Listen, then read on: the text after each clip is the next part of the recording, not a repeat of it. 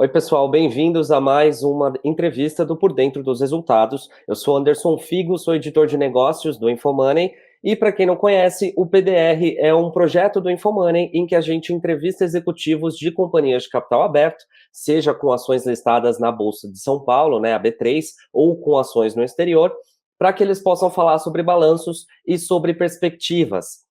Nessa nova temporada, a gente está falando do quarto trimestre de 2022 e do ano fechado de 2022.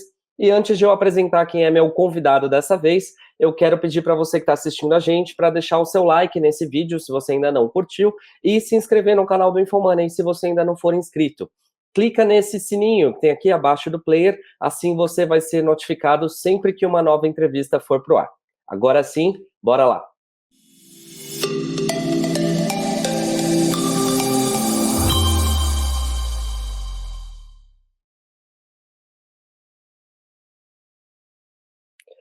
Bom, gente, meu convidado de hoje é o Leonel Andrade, que é o CEO da CVC.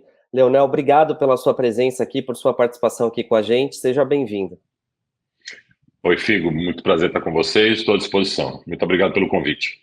Boa. Leonel, então eu queria passar a palavra para que você possa fazer um resumão, né, uma introdução, falar aí dos principais destaques desse quarto trimestre do ano de 2022 para a CVC, e depois a gente começa o nosso bate-papo aqui. Então, por favor, fique à vontade. Obrigado. 2022, de um modo geral, foi o grande ano de transformação da CVC Corp. A gente vem de uma empresa que teve muito impacto pela pandemia, obviamente, mas que também ficou por muitos anos sem investimentos, principalmente em tecnologia e em modernidade. E 2022 foi o ano praticamente da transformação completa e da colocação da empresa no mundo digital. Esse investimento massivo de mais de 200 milhões de reais no ano fez com que a empresa nascesse agora para o ano de 2023 completamente diferente. A gente pode falar bastante sobre isso, mas a empresa se modernizou e hoje passa a estar com os dois pés no mundo digital, uma dívida antiga que nós carregávamos em relação à modernidade.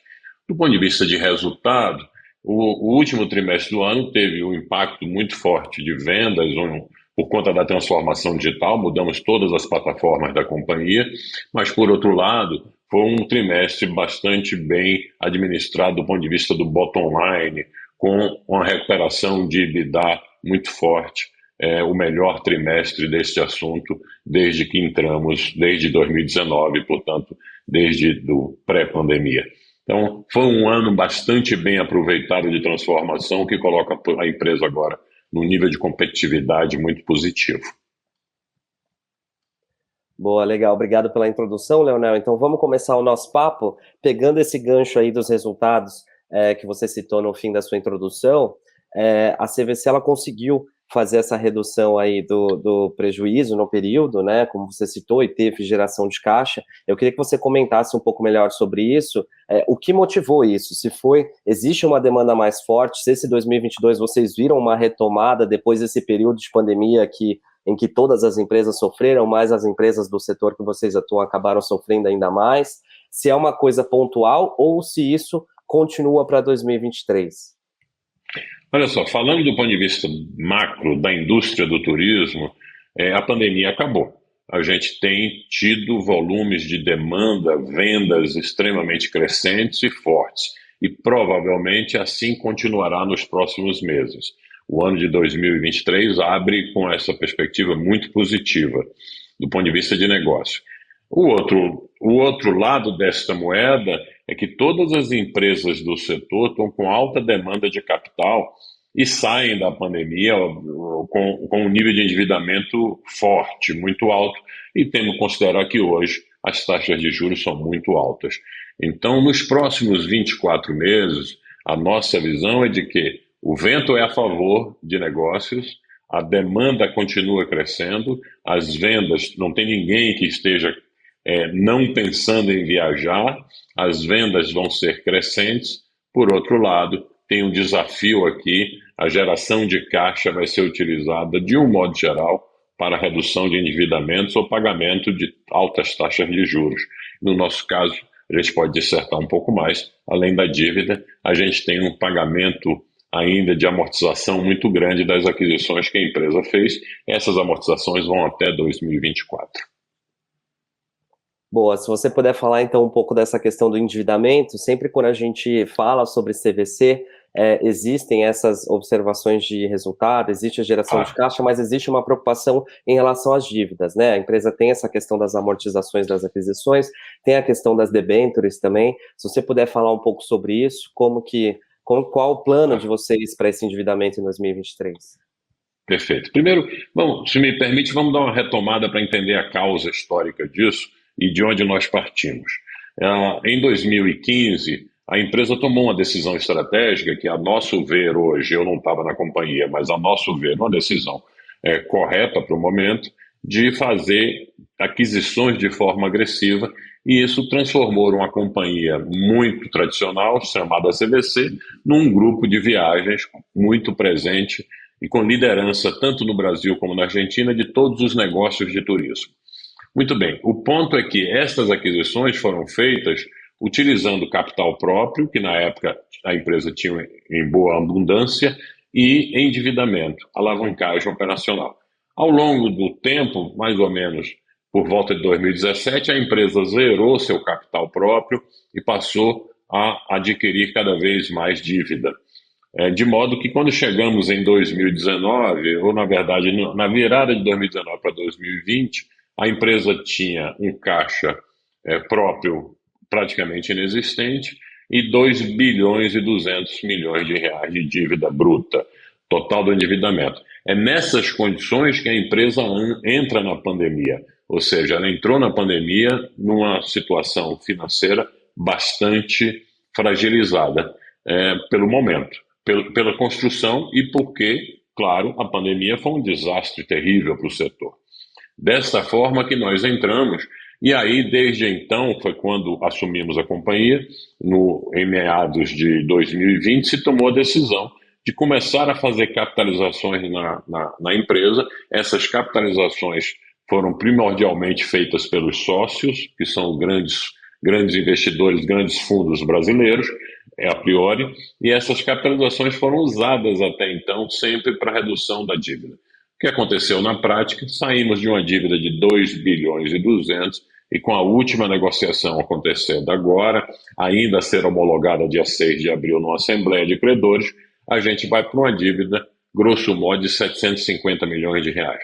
Portanto, a redução é brutal, de 2.200 para 750 e equalizada agora para vencimentos nos próximos 3 anos e meio, o que faz com que a empresa tenha toda a capacidade de seguir seu rumo de agora em diante, operacional, e liquidar essa dívida ao longo do tempo e voltar para uma saúde financeira muito sólida. Essa reunião do dia 6 de abril, enfim, essa avaliação que vai ter sobre a proposta de vocês para esse pagamento dessa dívida, existe alguma possibilidade disso não ser aceito? Vocês trabalham com alguma hipótese nesse sentido? Teria um plano B? Não, olha só, isso já está assinado, existe agora um processo legal, tem que ter uma assembleia formal de credores, mas a adesão dos credores já está concretizada e a única maneira de que isso poderia não acontecer era se houvesse algum ponto de diligência ou alguma observação, que não estava no momento no momento da assinatura dos contratos, que não estava muito claro. Isso não existe. Toda a diligência já aconteceu, a formalização já está assinada, quer dizer, todos os contratos com os credores da prorrogação da dívida já está assinado, já está comprometido. Portanto, agora é uma questão de formalização legal. Bom, então isso provavelmente vai trazer um alívio para vocês nesse sentido do endividamento, que é uma coisa que tem preocupado bastante os investidores, né? A minha próxima pergunta é em relação a custo. A gente observou que teve um aumento de custo no ano, na comparação anual, 2022, 2021, eu queria que você comentasse um pouco sobre isso. Ao mesmo tempo, a gente percebeu no final do ano que a empresa tomou algumas medidas em relação a isso, né? Houve algumas demissões, fizeram algumas movimentações para tentar amenizar essa área. Então, se você puder falar um pouco sobre custos. Posso, mas se você me permitir, Figo, só para deixar clara a questão da dívida, acho que é um ponto muito importante. Em nenhum momento, absolutamente nenhum momento, a CVC teve questionado, por ponto dos credores, teve questionado o crédito. Tá? A gente vem discutindo já há alguns meses, vinha discutindo até que fechou agora, todas as possibilidades de reperfilamento dessa dívida, extensão de prazos, discussão de condições, e em nenhum momento houve discussão se nós teríamos ou não teríamos o crédito. Por isso, vale ressaltar que a CVC, em nenhum momento também, teve nenhum atraso sequer até hoje né, na sua história. Todos os credores, bancos, sejam outros credores, funcionários, governo, através de impostos, fornecedores, a gente nunca atrasou R$ 1 sequer de nada. Então, teve todo o aporte, todo o apoio dos acionistas e também todo o apoio dos credores. Então, a gente, apesar do momento ter sido muito difícil, inclusive porque é difícil para o mercado como um todo, os custos de financeiros estão muito altos, em nenhum momento a gente teve esse questionamento e aí isso já é passado. A empresa já reperfilou sua dívida e essa dívida é mais do que compatível com o tamanho da companhia. Vamos lembrar que nós temos uma companhia que, anualizando os últimos resultados, geram mais de 16 bilhões de reais de vendas. Portanto, a dívida de 750 milhões, com vencimentos longos agora, ela está mais do que compatível. Então, achei importante deixar isso claro, porque essa questão da dívida pelo mercado ficou muito em evidência, mais do que deveria, mas é claro que a gente tinha que tratar da forma mais confidencial possível, discutindo todos os aspectos. E assim está dado. Tá bom? Voltando para o seu ponto sobre custos, olha só, a companhia, ela de fato, ela é ineficiente, ou ela está em busca de eficiência, talvez seja melhor falar assim. Esta aqui é uma companhia que juntou 10 empresas em 4, 5 anos e que não fez nenhum esforço até a nossa chegada de integração desses negócios. Era como se existissem 10 companhias diferentes debaixo de um único guarda-chuva. Algumas companhias, inclusive, fazendo a mesma coisa, competindo entre si. O que nós fizemos desde então, e esse então diga-se 2021, porque 2020 foi um ano de sobrevivência, essa é a grande realidade. O ano de 2021 a gente começou todos os grandes investimentos em processos e em integração dos negócios. E aí você tem um pico de custos que já está dado, que já aconteceu, e agora a gente tem um trabalho imenso e sendo concretizado de integração, de revisão de processos, de eliminação de funções duplicadas, de automação, e isso vai trazendo frutos cada vez melhor. Eu não tenho nenhuma dúvida de que o ano de 2023 vai ser marcado por duas questões muito fortes: vendas agressivas e crescentes e redução de custos na companhia, melhor dizendo, uma grande alavancagem de eficiência operacional. Essas são as duas grandes prioridades da companhia e, portanto, isso vai favorecer bastante uma visão de futuro dos negócios da empresa. Boa. Leonel, eu queria te perguntar sobre riscos. Você já citou que o cenário atual é um cenário desafiador, né, para as empresas. A gente está num cenário de juros alto. Agora espera-se que a Selic vai ficar no patamar mais alto do que, por mais tempo, nesse patamar alto do que se esperava antes, né? E isso, de alguma forma, é bem ruim, aumenta ali o custo de capital, enfim. Quais são os riscos que você enxerga para o negócio em 2023, apesar dessa demanda pelo turismo, a gente está vendo, tem sido alta? Olha só, a gente nasce nesse negócio com um desafio sempre muito grande, que é uma mistura de pagamento das aquisições realizadas e de custos financeiros. Só para dar uma dimensão, né, a gente ainda tem, durante 2023, algo como 200 milhões de reais de aquisições a serem amortizadas. E também vai carregar um custo, grosso modo, de pelo menos 150 a 200 milhões de reais de dívida. O custo de carregamento da dívida que está equalizada. Portanto, a companhia tem, fora o CAPEX, a companhia tem, no mínimo, 400 a 450 milhões de reais de amortização ou de custos depois do EBITDA, né? Esse é um grande desafio. Aliás, esse é um desafio que, para provavelmente todas as grandes empresas de varejo no Brasil hoje, para todas as grandes empresas que demandam capital, como é o nosso caso, para operar, né? O que é que vai acontecer na prática? A gente começa a gerar resultados operacionais depois da pandemia, isso já tá dado. A gente vai ter ao longo do ano, com certeza, uma grande oportunidade de crescimento dos resultados operacionais, uma vez que as despesas estão controladas e agora começam a ser reduzidas e as receitas começam a crescer por conta do crescimento da atividade de vendas, né? E com isso o nosso resultado operacional vai começar a aparecer, mas é importante que fique claro que a companhia ainda tem um bom caminho pela frente. Claro que o caminho é muito positivo, eu sou extremamente otimista com o negócio e com a performance, mas o caminho ainda é longo, principalmente se você considerar que, além do endividamento e além das aquisições que foram realizadas, a gente não pode esquecer o que foi a realidade brutal da pandemia, né? A companhia saiu, por exemplo, nos primeiros meses de 2020, de vendas na faixa de 1,5 bilhão por mês, se você considerar janeiro de 2020, e em abril, foi exatamente quando começamos, as vendas foram negativas pela primeira vez na história. Então, você reduziu as vendas de mais de 1,5 bilhão por mês. Você tinha mais cancelamento do que vendas novas. O impacto da pandemia é algo assim assustador. Eu fico muito gratificado de ver como no turismo, de um modo geral, desde as empresas gigantescas como nós até pequenos empreendedores, conseguiram sobreviver e estão operacionais hoje. Isso é muito gratificante de assistir. Mas o desafio ainda permanece, ainda tem muito caldo aí pela frente. Legal, eu queria que você falasse agora então sobre esses investimentos que vocês fizeram, principalmente nessa modernização, nessa parte digital da CVC, o que foi feito, o que ainda tem para ser feito nessa área e como que isso pode ajudar a impulsionar essas vendas em 2023. Perfeito. Olha só, primeiro, assim, uma mudança de conceito e de cultura completa dentro da organização. A empresa sempre foi, historicamente falando, sempre foi uma empresa muito agressiva em vendas, baseado em distribuição e em destinos, produtos, né? Sempre se pautou por ser muito agressiva nesses dois aspectos e foi ficando para trás ao longo do tempo na modernização das ferramentas digitais.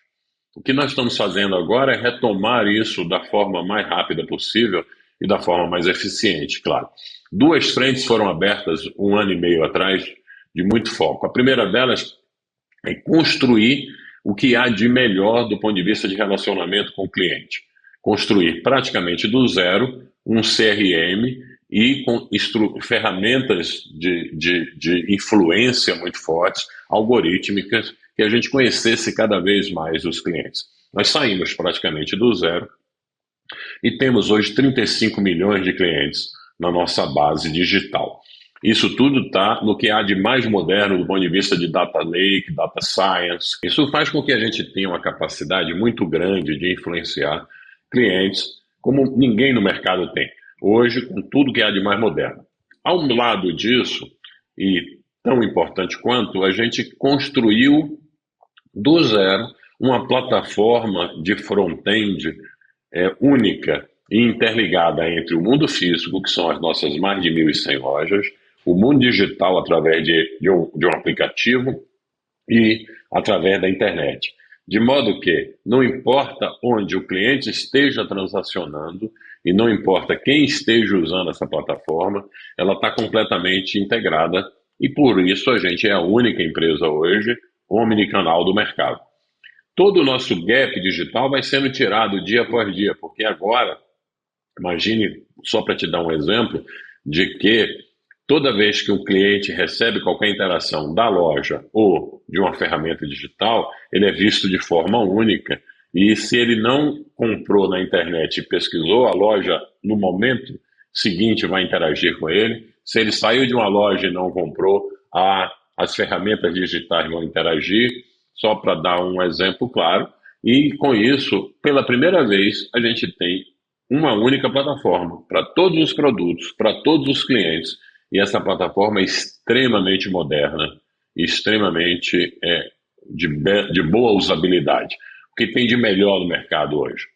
Tá? Isso foi colocado em prática no último trimestre. Nós fizemos entre outubro e novembro toda essa transformação. Nós fizemos a opção de que colocaríamos tudo no ar de uma única vez e não em módulos, para que a gente pudesse desligar tudo que era antigo na companhia. E isso foi feito. Na prática, o que é que aconteceu?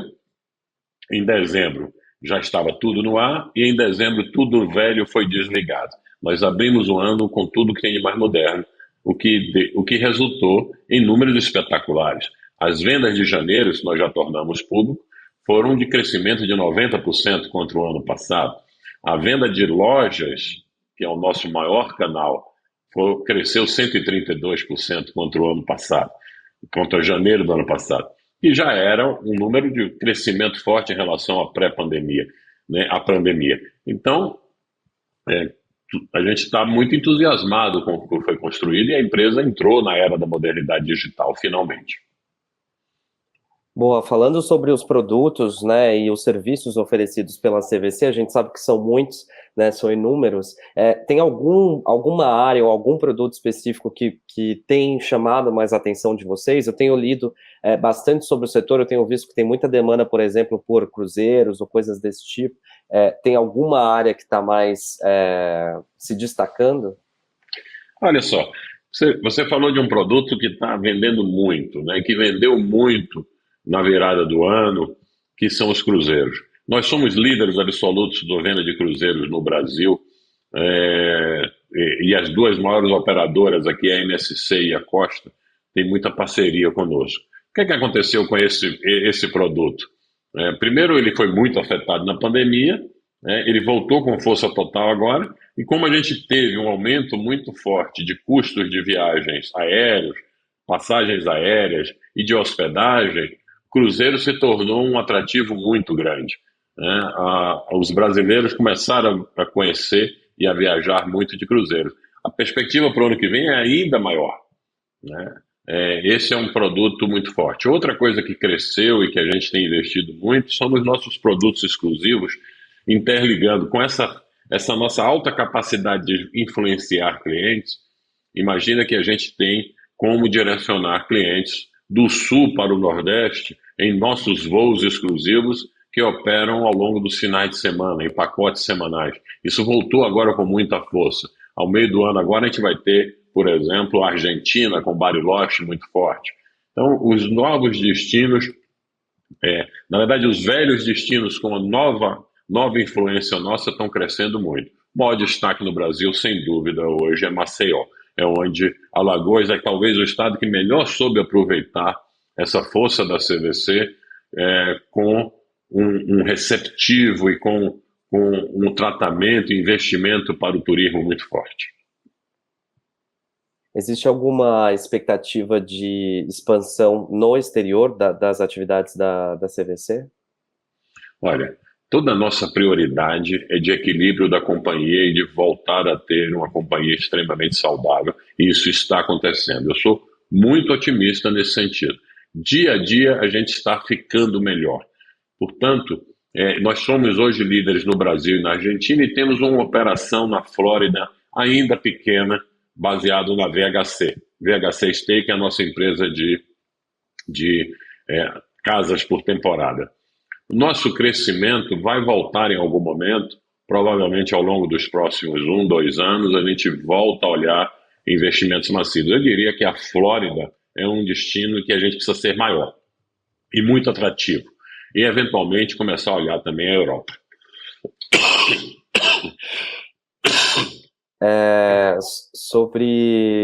Sobre o balanço em si, voltando a falar um pouco sobre o balanço, a gente já citou essa questão do reperfilamento da dívida e que essa demanda voltou e voltou com força, né, pelas viagens, a gente vê aí até pela recuperação de receita e geração de caixa. Existe em algum momento, qual que é o momento que a CVC tem expectativa, talvez, para voltar a ter lucro, para reverter esse prejuízo? Isso aí é um guidance que eu prefiro não dar, né? Mas é importante dizer o seguinte: os grandes ofensores do lucro, que são as aquisições, a amortização das aquisições e o custo financeiro, eles estão bastante bem endereçados. As amortizações, elas praticamente passam a não existir a partir de 2024. 2023 a gente ainda tem um pagamento grande de amortização das aquisições, 2024 é bem pequeno e daí em diante não tem mais. Esse ofensor vai embora. O outro, que é dívida, a gente está agora, feito o reperfilamento, a gente está no pico. Né? Primeiro porque as taxas de juros estão muito altas, né? E a gente não espera que caia no curto prazo, ninguém espera, mas provavelmente nos próximos 12, 24, 36 meses elas vão declinando. E a gente também vai pagando, reduzindo ainda mais a dívida. Vamos lembrar que a gente se comprometeu até mesmo a fazer mais um evento de liquidez este ano e direcionar no mínimo 75 milhões dele para dívida. Provavelmente a gente vai terminar o ano com dívidas na faixa de 650, 675 milhões de reais, que é um patamar bem baixo do tamanho da empresa. Com a redução de taxa de juros, provavelmente eu diria que a partir de 2024 o cenário da companhia é bastante positivo em relação à geração de bottom line. Boa, essa questão do aumento de capital era uma outra questão que eu ia fazer. Você já tem esse compromisso desse mais um, mas existe essa possibilidade de talvez em 2024, 2025 ser necessário mais aumento de capital? Não, a princípio não. A princípio a gente tem agora um mínimo de um aumento de capital comprometido de no mínimo 125 milhões de reais. A gente tem até novembro para realizar. Vai ser realizado sem nenhum estresse, por conta de que a empresa está no outro momento. Então, isso foi um compromisso nosso com os credores, fez parte de toda essa negociação, mas a companhia agora começa a gerar resultados operacionais e caixa olhando para frente, portanto, a gente não deve ter necessidade. Vamos lembrar o seguinte, a gente também tem um benefício hoje fiscal grande através do PES, e portanto, se a gente pode talvez até fazer melhor o uso dele se a gente equalizar mais o capital da companhia. Então, o aumento de capital ainda está em discussão em qual definição a gente vai tomar, e vamos fazer isso nos próximos 2, 3 meses, sem nenhuma grande pressão no momento. Boa. Um outro assunto que também sempre é dúvida de leitores aqui no PDR, que é em relação a M&A, né? Sempre existe uma dúvida se as empresas estão com alguma coisa em plano, seja para comprar, seja para vender, seja para separar algum braço das companhias. Como é que esse assunto é tratado dentro da CVC? Esse assunto, neste momento, não é tratado. Este assunto ele vai ser sempre pauta estratégica de qualquer companhia. Nenhuma companhia pode se dar ao luxo de não olhar e não discutir e não ver as melhores oportunidades, sempre. Neste momento, 100% da nossa prioridade está na melhoria operacional da companhia, na melhoria da companhia que temos hoje. Vale dizer que a companhia que temos hoje é a maior do Brasil e a maior da Argentina, a única que opera tanto no B2B como no B2C em posição de liderança. Veja, a gente tem bons e fortes competidores no Brasil, por exemplo, no B2B e no B2C, mas a gente não tem ninguém que tenha a posição que nem a nossa de ser líder nos dois segmentos, né? Então, a nossa posição, tanto no Brasil como na Argentina, é muito forte. Pensar em M&A, a gente tem que pensar assim, mas não há uma necessidade hoje de curto prazo estratégica deste assunto. Nossa prioridade é a melhoria operacional da empresa. Boa, essa questão da concorrência era outra coisa que eu queria perguntar, porque, bom, vocês fizeram esse investimento no digital, vocês já estão com esforços em relação a isso, e esse atraso que você mencionou, que a CVC foi ficando para trás nessa área digital, está ligado a isso, porque a gente viu nos últimos anos muitas empresas, principalmente online, vendendo produtos para o setor de turismo, vendendo viagens, oferecendo produtos para esse setor, e acabaram ganhando um espaço muito grande no online, né, na internet. Isso está relacionado a esse aumento da concorrência, a esse ganho de share deles, saindo do mundo físico e entrando para o digital? Olha, a realidade é esta. Infelizmente, isso aconteceu. A gente ficou durante muitos anos postergando decisões ou não modernizando a empresa.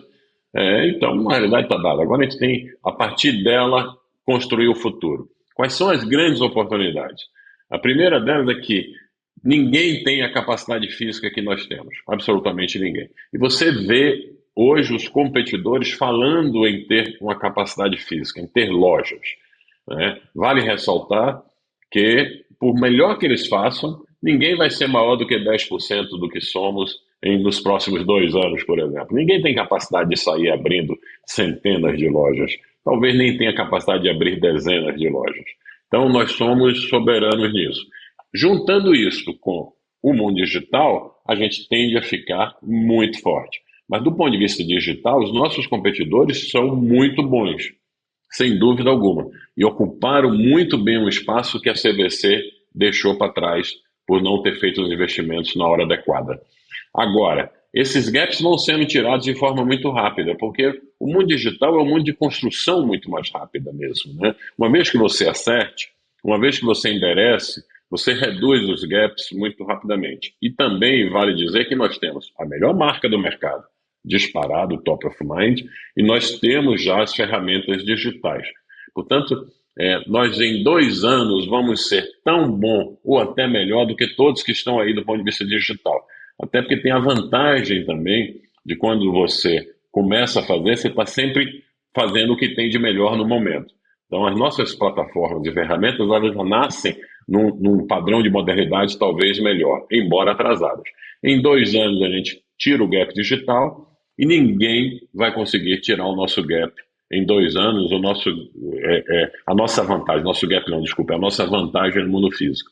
Em 2 anos, o que você vai ter é uma empresa extremamente moderna em todos os aspectos, extremamente digital e única. Única a ter a omnicanalidade. Única a estar presente em todos os lugares. Única a estar com dezenas de milhões de clientes 100% conectados. Então, nisso eu só posso ser otimista, apesar da defasagem. Agora não adianta chorar. Se a gente tivesse feito isso antes, talvez muitos competidores não teriam adquirido o tamanho e a robustez que tem hoje. Mas é assim que somos, é assim que estamos, vamos olhar para frente e fazer o melhor. Bom, eu queria abordar um outro tema com você aqui na nossa conversa, que é um tema que também é recorrente entre os investidores, sempre quando eles estão olhando para as empresas, eles agora, isso sempre foi importante, mas ganhou mais importância agora recentemente, que é a questão ESG, né, são as políticas ali de meio ambiente, sustentabilidade, social e governança. Se você puder falar um pouco sobre como esse assunto é tratado na CVC. Muito bom, muito bem. Olha só, em 2020 ainda, nós lançamos o Reprograma, nós lançamos um programa completo de ESG, e esse programa tem diversos compromissos e tem dado saltos muito importantes. O primeiro deles, vamos sempre lembrar que ESG ninguém fala muito, mas tem um D que talvez seja a sustentação e a base para tudo. A CVC Corp era uma empresa de baixíssimo nível de governança. Para te dar uma dimensão, além dos problemas contábeis que tivemos, que são públicos, quando eu cheguei, a companhia não tinha nem mesmo uma auditoria interna, uma área de controles, uma área de compliance. E nós montamos isso do zero, com muito, muito compromisso, e hoje a cultura é muito forte de governança. Eu tenho convicção em afirmar que a gente está num patamar de governança que, do ponto de vista do turismo, com certeza inigualável, e muito forte quando eu olho para todas as principais empresas do mercado brasileiro. Aliado ao D, então, nós temos o S. E esse S, a gente começou por dentro de casa olhando 2 grandes frentes. A primeira, internamente, toda a questão de diversidade. Eu tenho também orgulho de dizer que hoje a gente é uma empresa referência em equidade de gêneros. Não só existem mais mulheres do que homens na empresa, em todas as posições de liderança as mulheres são preponderantes, incluindo o comitê executivo da companhia. Nós temos mais mulheres do que homens na gestão sênior da organização. E a gente também assumiu compromissos que estão em andamento em relação a outras diversidades, como raça. E a gente tem crescido. No ano passado, nós saímos de 21% para 28% a nossa presença de negros na companhia e crescendo em relação também a todos os níveis de liderança. E o nosso compromisso é que até 2030 essa empresa vai ser referência em diversidade em tudo que se puder imaginar. E é equilibrado com o que há no mercado, refletindo a realidade dos mercados de quintura, como o Brasil, por exemplo. A outro ponto é que, do ponto de vista social, nós desenvolvemos muitos projetos com os destinos. Vale ressaltar por exemplo, as rendeiras em Alagoas. Ou seja, a gente incentivou uma comunidade local, leva turistas para lá e incentivou que essa comunidade se inserisse dentro do ambiente econômico e social e ajudando, assim, a infraestrutura local e as pessoas. Ontem, por exemplo, eu tive a grata satisfação de assinar um compromisso público com o governo do estado de incentivo à retomada do turismo no litoral norte, que foi super afetado aqui durante o carnaval, tristemente afetado. E nós somos a empresa protagonista da retomada do turismo lá, junto com o governo, para que a comunidade local, os hotéis, os profissionais locais comecem a ter de novo sua renda e sua capacidade econômica. Nós também somos dignatários do Pacto Global da ONU e temos o compromisso público de assumir 2 grandes biomas brasileiros até 2030. Portanto, nossa questão relacionada a ESG, ela é cultural e de valor dentro da companhia. Não é um programa puro e simples, não. A gente está completamente inserido dentro disso, porque acreditamos que isso é fundamental para o futuro e para o mundo em que vivemos. Maravilha. Eu queria agradecer Leonel Andrade, CEO da CVC Corp. Obrigado pela sua disponibilidade, por ter vindo aqui, ter falado sobre o balanço, sobre como foi 2022 e o que a gente pode esperar para 2023 aí para a companhia. Muito obrigado mais uma vez pela participação. Muito obrigado a você. Lembrando só que eu sou muito otimista. O mercado de turismo é crescente e a CVC Corp está muito bem posicionada, apesar de todos os nossos desafios. E a CVC só melhora e está muito bem posicionada para o futuro. Podem ter certeza de que a gente vai estar presente e cada vez mais forte. Obrigado pela oportunidade, eu estou 100% à disposição. Maravilha, a gente que agradece. Pessoal, lembrando, quem perdeu o começo dessa entrevista, não se preocupe, ela vai ficar na íntegra aqui no canal do Infomoney no YouTube. É só procurar pela playlist do Por Dentro dos Resultados. Ali vocês vão poder ver todas as entrevistas anteriores, a gente já fez algumas aqui, dá para maratonar, e também nessa playlist vão entrar as próximas entrevistas. Na semana que vem a gente ainda tem bastante executivo, bastante companhia passando por aqui. Para você não perder nada, não se esqueça de se inscrever aqui no canal do Infomoney e clica no sininho que tem aqui abaixo do player, assim você vai ser notificado sempre que uma nova live começar. Além disso, não esqueça de deixar o seu like aqui nesse vídeo, isso é bastante importante. Deixa nos comentários o que você tem achado da nossa temporada e escreva as empresas que vocês querem ver aqui, seja nessa temporada ou na próxima. É isso, obrigado pela audiência e até a próxima.